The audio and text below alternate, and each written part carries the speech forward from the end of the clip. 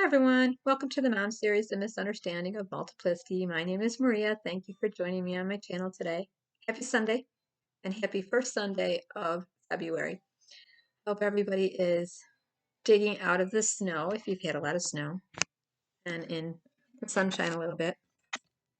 I'm in upper western New York and we're getting our first real sunshiny morning, so that's nice. And we're pretty dug out. We didn't get that much. I don't think we got that much snow. We just got it all at once. So we were very blessed to still have the power on, and we didn't have any power outages around where I am. Oh, I'm sure some people had like timed outages or whatever. Anyways, for maintenance and stuff, there's still a lot of snow out there. I'd say about 16 to 17 inches at once of snow. Heavy, wet snow. But it'll be gone in a blink of an eye. And then snow again in March. According to the groundhog, right? He said 6 more weeks, so we'll see. Okay, so I'm going to talk about, and just a reminder, if you have subscribed, thank you. And if you like this video, please click like and click the notification bell down there so you can get notified when I do a new video. And the content is really about mental health disorders and with a special focus on disorders that have a lot of controversy involved, like what used to be called multiple personality or multiple personality disorder, because in the original DSM, Diagnostic Statistical Manual, the very first one back in the 1970s, it was only called multiple personality. It was a feature. It wasn't an actual disorder. But by 1985, it was called multiple personality disorder. And we saw a real rise in people being diagnosed with multiple personality disorder. That also came on the heels of after a movie came out called Sybil about the late Shirley Ardell Mason, where Dr. Cornelia Wilbur introduced her trauma medical model of really, which came from Dr. Morton Prince. And if you read his book, he coined the term multiple personality, along with Dr. Jean-Martin Chicot of Paris, who was very known at the Salpêtrière Hospital and had these celebrity kind of cases of women that he coined hysteric, and people from all over the world would come and Freud, all of it, everybody, Carl Jung, everybody, poets, doctors, everyone would come and examine these women that Dr. Jean-Martin Chicot was taking care of. And Dr. Morton, he was a student of Dr. Morton Prince, who first wrote the book, The Disintegration of Personality, and then came up with the term multiple personality. Well, Dr. Cornelia Wilbur was a student of Dr. Morton Prince's work. So she tended to see different aspects of people all the time. She was looking to validify that and make it scientific and put it on the books and the manuals. And so that's really what her work was with the late Shirley Ardell Mason. So a lot of people have gotten the idea that when people are diagnosed with now DID, which was reclassified, multiple personality was reclassified, dissociative identity disorder in 1993, 94, it was kind of being wrangled around. They started to look at more of the dissociative features of the personality and when people kind of different degrees of it, like normal spacing out, normal like just daydreaming, gaps in memory, fugue states. They started looking at derealization, depersonalization, all the big dissociative features, and they kind of put them under one big umbrella, with dissociative identity disorder being on the far, like on the tip of that umbrella, like on the far end of the spectrum. So the difference between multiple personality and dissociative disorder is states. Instead of personality, it's a matter of being in a different state of mind. And states you're not supposedly aware of, that you become aware of when you're in therapy, your behaviors, your wants, and sometimes the medical trauma model says there's trauma attached to those stuck states of mind, aspects, alters, ego states that you're not really aware of in your conscious, and you're acting out these behaviors and roles, and you're actually thinking you're someone else, but you're not. Okay, so you're in a different state. You develop not, this is kind of a real clusterfuck to the brain for those of us that were diagnosed with multiple personality and pretty much taught that we were other people at different times and that we wouldn't remember what we were doing. So if you got a diagnosis in the 70s or 80s of multiple personality disorder, not multiple personality, but multiple personality disorder. And I want to say when I was first diagnosed, it was multiple personality. It became multiple personality disorder when I landed in a hospital self-harming because I was terrified of my own self. That's really what happened. I was like terrified to go to sleep. I was terrified. I felt like I always had to prove what I was doing. I had to keep track of myself. I had to write everything down. I was constantly writing, it's 2 o'clock, I'm here. It's 1 o'clock, I'm doing this. I had to validate with people. Did you just see that? I just saw that. Did you just see that? Because I wanted to, it's kind of like I was checking your memory. Like, look, I'm here. I know what's going on. It's like a major, like, oh, your brain's just going to go away once in a while. And it's like anybody could gaslight you. Anybody could say anything about you because they could just say, well, you don't remember, but you really did do this, or an alter did this. Your therapist could tell you an alter called him or her, or wrote him or her, or showed up in session.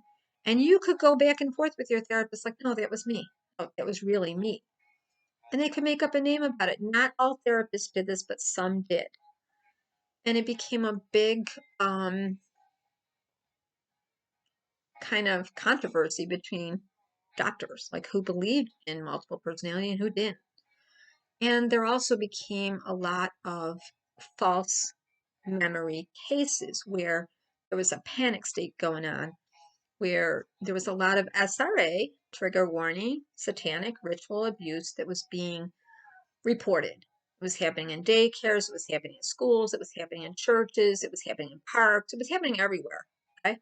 Anywhere a child was then brought to church, they could be blamed for being in a cult. And all different religions, Catholic, Mormon, you name it, doesn't matter. It was the panic days. During the same time period, teachers had to report any kind of abuse, babysitters, neighbors. I mean, if you saw something, a mark on a child, you saw a child sulking, behaving as though something was wrong, there were people that were mandated to report, social workers, doctors, nurses, teachers, but coaches, but your everyday neighbors weren't mandated to report. That it was kind of like there was a big awareness campaign, child abuse. Basically, another kid could pick up the phone and say, "This one abused me, that one." So it was the panic days. A lot of children were being removed from homes. They were going to therapists. Therapy was on the rise. And this trauma industry started booming with repressed memory or looking for trauma and how it affected people. Okay, so there was multiple personality days, which then went into, of course, post-traumatic stress days, or there was post-traumatic stress, but it wasn't as talked about then. I'm just going to knit while I'm talking here. And we saw the development of post-traumatic stress really become huge. And I've talked about this in my other videos, so I won't belabor it. Again, my school just fell. I saw it in the window. But um, but then there came complex post-traumatic stress. And there are people that, I mean, this is a common term that people talk about. They're like, my doctor diagnosed me with complex post-traumatic stress. So complex post-traumatic stress is really repeated trauma.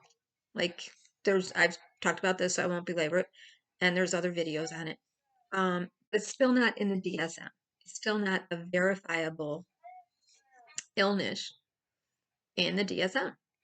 It's not authenticated as a real disorder, but post-traumatic stress is. Because why? I think because the treatment would be the same. I think the tools that you would get from your doctor would be the same. There are some people that would argue, but no, my trauma is more complex. It was more repeated. It was more, there was more than. So it has to be treated different. Okay, so you have all these specialties. You have people in trauma work that, I hear this a lot out here in YouTube community around DID and post-traumatic stress. I hear, well, I need a specialist for DID, or I need a specialist for trauma. You don't. You really don't. Most therapists are going to look for trauma anyways, and they do have the basics. Some therapists will know cognitive behavioral therapy, didactyl behavioral therapy, DBT, CBT. They'll know EMDR. They'll know somatization, experience therapy. They'll know tools to use. They'll know grounding. They'll know all those things. Meditating, art. They'll know that stuff, and they'll know how to talk to you about your trauma. Okay. But there's this thought that you need an expert. You need an expert for complex stress. You need an expert for multiple personality. You need an expert now for DID, dissociative. You need an expert for this, an expert for that. There are people that specialize in it, but medicine and psychiatry has become very specialized. The more the DSM comes up with another label, you have another specialty. So the newest one that, and I want to just quickly say an example of that would be generalized anxiety disorder, GAD. It's in the DSM, and oftentimes doctors will use, or clinicians or social workers will use a term, counselors, free-floating anxiety. And they'll explain to their client or patient or participant in a program that there's no trigger for their anxiety. It's not really warranted that they can find. They can't find, it's triggerless. It's just floating. They're just anxious about everything. There's just this dread they feel. It doesn't really need a trigger. But it can have a trigger, but it doesn't need a trigger. It can bring panic attacks and even flashbacks of stuff that never happened, that is non-significant.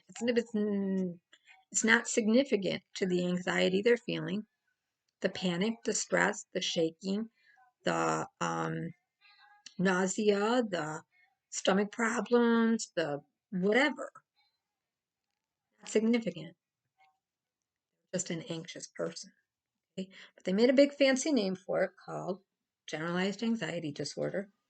And doctors will tell their patients, well, you have free-floating anxiety. Another doctor will call it generalized anxiety. There are some differences, and that's why free-floating anxiety is not in the DSM, but generalized anxiety is. So there are people that are always lobbying to get free-floating anxiety put in there. But it's like comparing, good one here. Compare it to. It's like comparing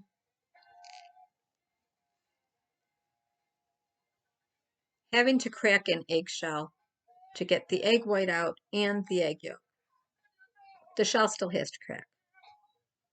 You're not going to get the egg white out without cracking the shell. You're not going to get the egg white out without the egg yolk without cracking the shell. It's kind of like, I don't know how else to explain it. It's the same thing. It's basically the same thing. You have to, so you have the anxiety, but with different symptoms or all of the same. You get this, you have the anxiety, you have the dread, you have the depression, the anger, the bitterness, the resentment, the ick feeling, something's bad's gonna happen, worried about this way, you go this way, worried about that way, rolling around in your head like a buffer. The result is still you're worried, you're anxious. So, okay. So what generalized anxiety disorder says is, well, you have more of it, and there's a medication for it. Free floating anxiety says it comes and it goes, and it leaves on its own without medication. But there could be people that need medication. So that's an ongoing thing with the DSM. And the DSM is kind of like the Bible of mental health disorders, but only because that's the only way therapists really get paid or know which way to go in treatment, how many sessions they can get, how long it takes, what treatment is better, who to follow, what medical model, and to get paid in insurance if they take insurance. So keep in mind free-floating anxiety disorder. Now, a lot of people go to the doctor and they're just anxious. They don't know what they're worried about. The doctor will say, well, what do you think you're afraid of? I don't know. Well, what do you think you're, well, why does that frighten you? I don't know. Well, sometimes, now I can give you an example. For a long time, and still am sometimes, I'm afraid of wasps, hornets, and bees. And everybody in my family knows, oh, Maria's afraid. Why am I afraid? Because I'm allergic to them. Okay. I actually had an anaphylactic reaction to getting stung, so I'm afraid of them. And I did exactly what the teacher said. I stayed still. I mean, you hear that classic thing when a wasp, bee, hornet gets around you in a classroom and you're all sitting in a class. First time I got stung, I was in 3rd grade. I had a massive reaction and we couldn't figure out why. And my mother was like, well, maybe, you are very allergic. Then later in life, in college, I got another really bad reaction. And they said, you're anaphylactically allergic. Well, then I started being really like, okay, so, and it's true. I went and got tested and I'm anaphylactically allergic. So is it a valid fear? Yes, it's a valid fear. So I remember saying to my, therapist, well, he had a lot of wasps around his office. And every time I would come in the lobby, I would say, there's a wasp in your lobby. I would have to knock on his door and say, excuse me. I'm going to go outside. Or I'll just be hanging out in the bathroom because there's a wasp out in your lobby. He'd say, oh, I'll go get it. And he'd be like, I couldn't figure it out for the longest time. He'd be like, only when you come to therapy is there a wasp in the lobby, Maria. And I started to really feel like he's making fun of my fear, right? And I'd be like, Jesus, what the hell's the matter with him? I mean, seriously, you're sitting in the lobby. There's like 2 or 3 of them in the window in the inside. And he's in session, and I don't want to disturb him, right? One day he called me up. We had a therapy session. Called me up. I have to cancel today, he said. I don't want you to be scared. He said, but you know how you always saw the wasps in the lobby? I said, yeah. He said, we had a big nest in, and the way his lobby was it was an enclosed porch off of a big house that was redone. And that part of the enclosed porch that became the lobby had a nest on the inside of the closet up in the attic. And he came into work and they were all just, he had somebody come and spray because they were getting quite a few of them around. Somebody came to spray and they all came in and they were all half dead on the floor. And he said, yeah, it's bad. It's really bad. The lobby is just on that area. They just are all over dead and they got to have a special vacuum cleaner to come in and get them. And he said, but you were right. There was a, because I kept saying, you got a nest somewhere because there's no way that many are getting in all the time. I mean, I come in 3 times a week, 2 times a week, at night, Saturday, morning, whatever. Okay, so he had to actually say to me, I mean, I remember us going over my fear list and him trying to explain to me, even being like, let's go for a walk in the park. Let's tackle that fear of wasps and bees and hornets and this and that, right? And it's like, okay. He really wanted me to be able to sit. There was a park right across the way from him. We go sit over in the park. I'd be like, But, I ventured out a few times. We go back to his office, there'd be a wasp in his office. So I had to face my fear if I wanted to go to therapy, right? But I got to a point where I was actually calling and saying, no, you got a nest there. I'm not coming in. So, I mean, it was a big fear. It was a valid fear. But there was no evidence of me to be afraid until he had over hundreds in his lobby. Just walked in one day and they were everywhere. And he was literally mortified that he had to call me. He just really apologized. He was really I always appreciated that about my therapist. He didn't try to play like God or like he didn't react to anything. He was like, whoa, it was bad. It's like, no, you don't come in. It's like, we'll do a phone session and we'll reschedule. Okay. Okay, so there's valid fears that people have that they can't prove. But then there's just vague fears that we have with free-floating anxiety. And a therapist is always going to try to figure out, well, what the heck are you afraid of? What are you afraid of? Let me help you with your fear. That's their job, okay? But I just want to be clear about this because there's so many people that are being led down a path of stupid. I have never heard of a legitimate therapist. And I went to school for social work and I practiced as a social worker. And never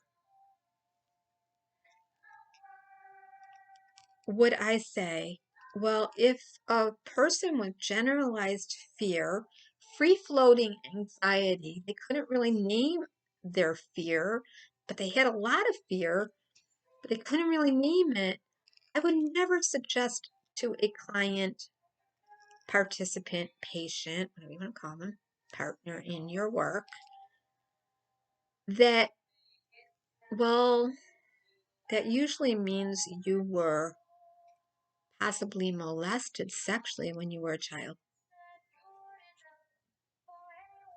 No. Okay. There's generalized anxiety disorder. And there is free-floating anxiety. And then there are valid fears that you can find within generalized anxiety and fear floating. Okay, let's look at your fears. And therapists will do that. They'll say, okay, you've got a lot of fear there. Let's start tackling them one after another, like my therapist did with me. Okay, what is the fear that's driving you nuts right now, getting in the way of you doing what you need to do? Wasps and hornets everywhere right now. Okay, let's look at that fear. What's the worst that can happen to you if you get stung? I can die. Oh, okay. Well, let's see. If you carry your EpiPen around, does it make you feel better? Yeah. If people are around that know how to use it, because I might not be able to use it. Okay, if it's up to date, if I have it on me everywhere. Okay. So about the time his lobby was filled with wasps, and when I was validly saying, I don't feel like coming in. You got too many wasps in your freaking office. They were always in the lobby. And I was canceling all the time. Valid fear. Okay, I had other valid fears too, but then I had free floating, kind of like just things that, what if, in your head. But you would never suggest to a person, like my therapist wouldn't say, do you think maybe you're afraid of the wasps that are in the lobby? Or that probably means that you got stung when you were younger and you were told you were allergic. Or that means you were sexually molested. That could mean, well, when I get a client that has so much fear and they can't name what their fear is, it could mean there was sexual abuse in your past. You never tell a client that. That would be a leading. Okay, so in the 80s and 90s, and still today, you have some clinicians, not all, but some clinicians, and I know I'm all over the place with this video, but some clinicians that will suggest. And it's a very subtle suggestion like that. And it's just kind of lead the client into a what if. But if you have a client that is diagnosis driven, they need a meaning for everything that has happened. They get a feeling in their body. This hurts when I do this. Okay, the doctor could say, don't do that. And believe me, I've had doctors that said, don't do that. It only hurts when I do this. Don't do that. All right. So there are people in the world that want to know. They want to know why their body is misbehaving, giving them trouble, why they're getting diarrhea, why they're getting constipation diarrhea, why they're getting upset stomach and pain, why they're getting flare-ups, why they're getting headaches, why they're getting nauseous, why they're getting acne, why they're getting panic attacks, why? We're like petulant little children. We want to know why. Why do we want to know why? Meaning. We have to have a meaning for what's happening. So what do we have to do? We have to name it. We have to name that thing, identify it. Why? To validate the meaning. It's valid. So this is why people fight to get their labels in the DSM. I had a friend years ago who really suffered from generalized anxiety disorder. She had panic. She also had eating disorders. She also had fibromyalgia. She also thought she had scleroderma. She thought she was misdiagnosed. She felt like nobody really was listening to her. One doctor mentioned scleroderma, and she felt like the other doctors were not really looking into that. Okay. That made her more anxious. They sent her to a therapist. She went to the therapist. The therapist got into her history and how her mother died. And she was left, like, how there were 5 children in the family. And one holiday they were talking about Christmas. And she said, I don't celebrate Christmas. And they were talking about Mother's Day. And she said, I don't celebrate Mother's Day. And they were talking about, it just went on and on. Her father died, so she didn't celebrate Father's Day. She was older. She was my age. So she was in her 40s when this was happening, 40s, early 50s. She didn't celebrate Father's Day because her father died. But her father died like 30 years ago. She didn't celebrate Mother's Day because her mother died. But her mother died when she was a child, when she was 5. It was traumatic. And her mother died in front of her. She didn't celebrate Christmas because her mother died on a Christmas holiday. So she was the oldest, I think, if I'm remembering it correctly. And there were 4 or 5, I think 4 children, so she was 5. She was the oldest. And they were on a family Christmas holiday, and her mother was on a sled and rode into a tree by accident and died, like head first, right in front. And the father told her, take the kids, go, waiting for the ambulance. She never saw her mother again. So it was a very traumatic experience. The doctor diagnosed her with delayed grief reaction. Instead of the anxiety disorder she clearly had, he pinned it onto delayed grief. Well, delayed grief reaction isn't really in the DSM, but that's the term he used. Although there used to be a grief reaction in there, they took it out. They excluded bereavement. They excluded it because there's no normal way to grieve. Everybody grieves differently. But this doctor told her, the depression you're having, the anxiety is a delayed grief response. So all your panic, everything is delayed grief. And the fibromyalgia she had was from the delayed grief. And her, along with a lot of people, didn't feel validated and really celebrated when people started saying fibromyalgia is a real thing. It's not a fake thing, it's a real thing. So there's a real validity in naming something and putting it in a book and calling it a real disorder. Well, I got a new one. So MPD is no longer a real one. Okay? Bereavement, or prolonged bereavement is no longer a real one, but I want you to see how they change the names to what's going on. Prolonged grief disorder is slated to be put in the DSM March 2022. In September, the APA came out with an announcement that with what Americans are going through, COVID, floods, the fallout from Afghanistan, hurricanes, disaster, political rift, all just loss, not being able to bury folks away, not being able to see people, pandemic, the American Psychiatric Association has come out with prolonged grief disorder. And it is part of the trauma model of grief that got stunted. You weren't able to grieve your family member, somebody you knew. You weren't able to go to school properly. You weren't able to go to work properly. All of this has created more trauma stuck in you, which has now made you physically sick. And now, bereavement counselors, grief counselors have prolonged grief. And just about every American has it. What happened here? What they're saying is just about every American is suffering from some kind of grief. That's my stitch I've been looking for. Drop stitch, found ya. So do disorders get added to the DSM? Yes.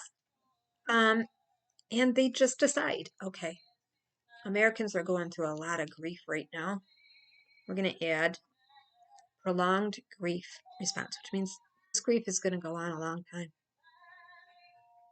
Now, I just want you to think about how the trauma industry continues to grow, create, and name disorders.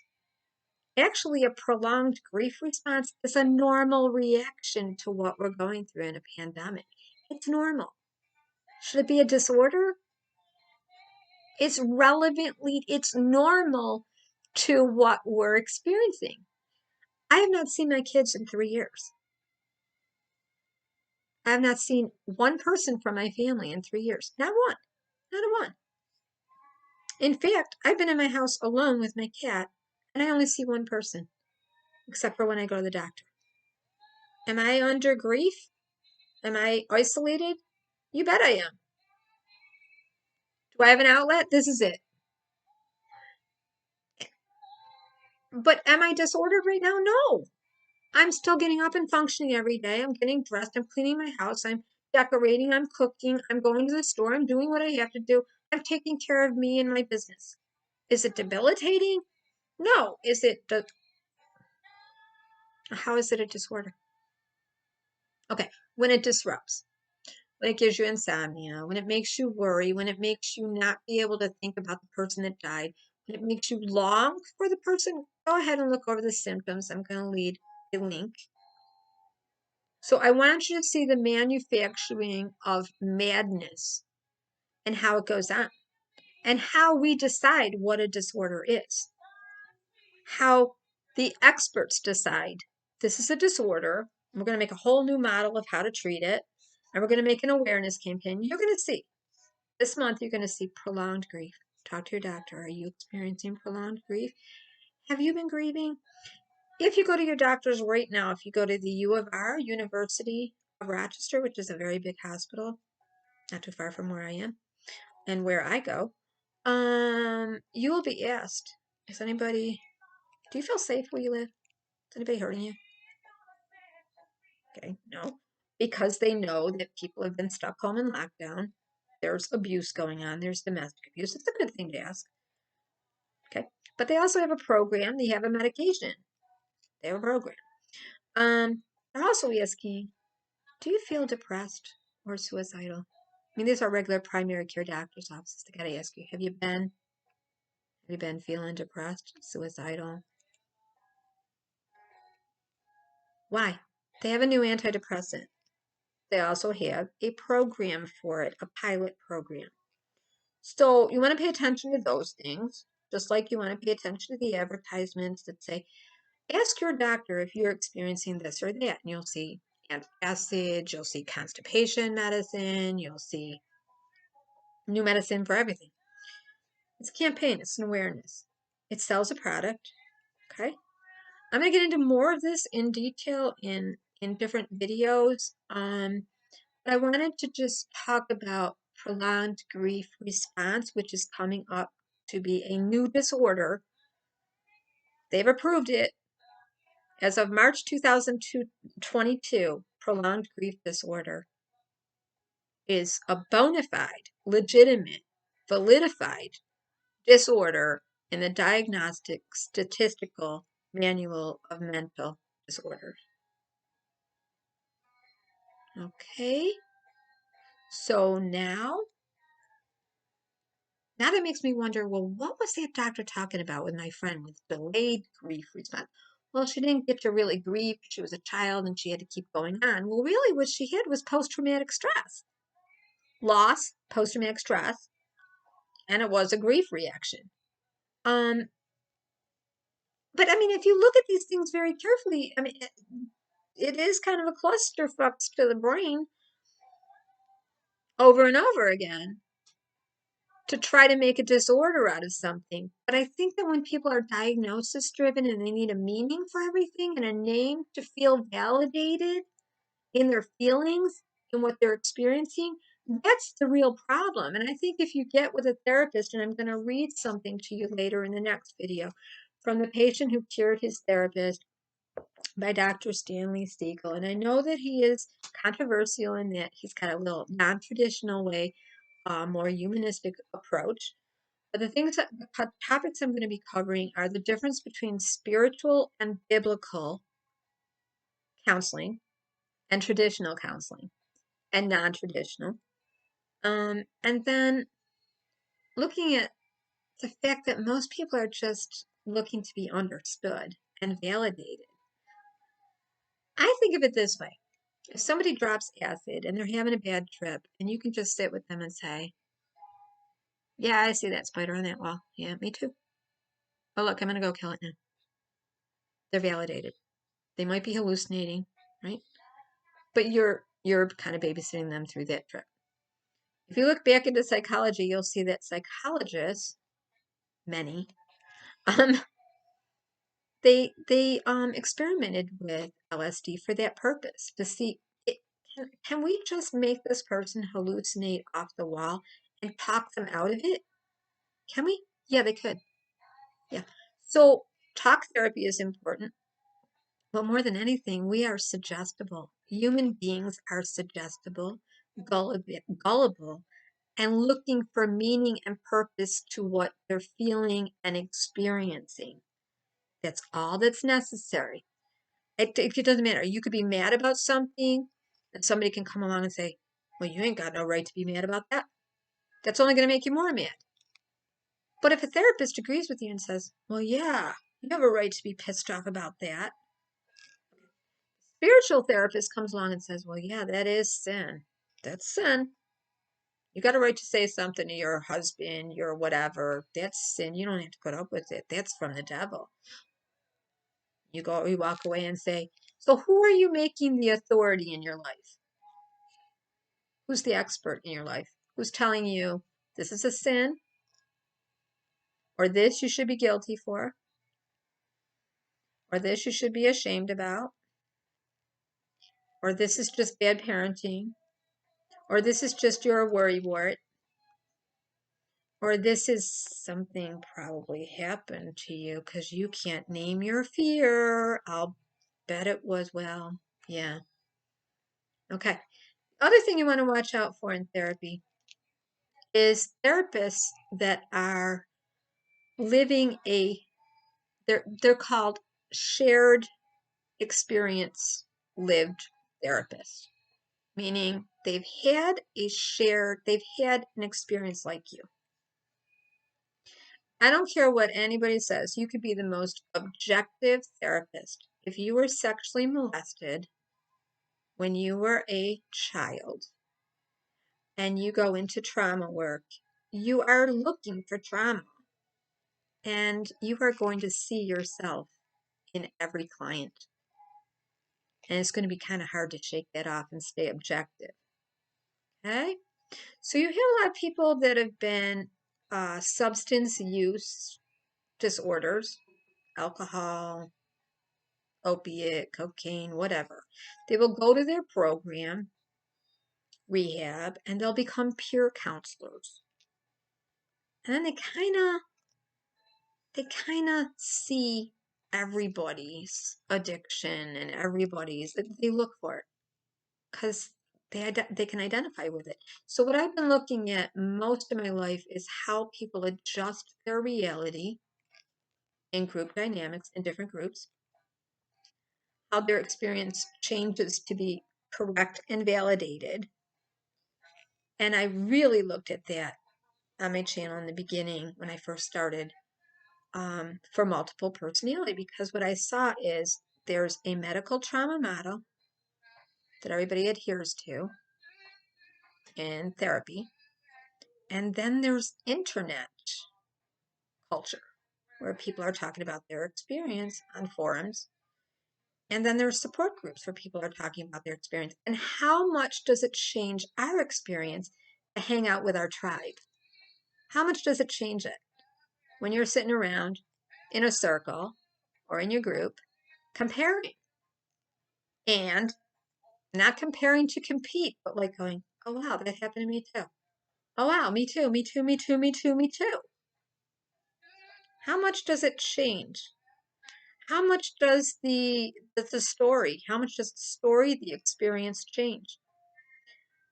How much does the story, the experience change when you're with somebody who's had a shared lived experience? So if you have a counselor that has had that experience, are they able to really keep it out of your work? If they specialize in trauma, abuse, they're going to look for it. That's just the truth. So when people say, I need a special therapist for DID, I say no. Don't go to a special therapist for DID because that's all they're looking for. And I always go back to what, I know this is political, but I think of what President Barack Obama said, the wisdom he left with former President Donald Trump as he was president-elect coming into the office. The only advice he could give him is don't surround yourself with people that think only like you and agree with you all the time. So you got to be willing to hear all sides and to entertain. There's another way of thinking of this. So if you're going to somebody that's only going to look for one thing, it's like saying, I was shaky last week, and I think I need to go to an endocrinologist. The endocrinologist is only going to look for endocrine problems, right? My heart was jumping around. I think I'm just going to go to a cardiologist.